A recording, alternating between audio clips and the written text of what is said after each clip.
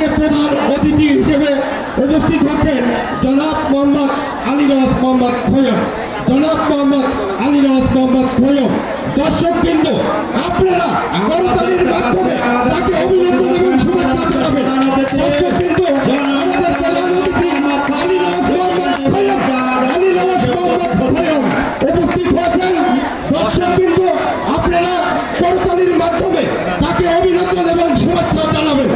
দর্শকবৃন্দ, আমাদের প্রধান অতিথি চলে এসেছেন জনাব মোহাম্মদ আলী নওয়াজ মোহাম্মদ খৈয়ম।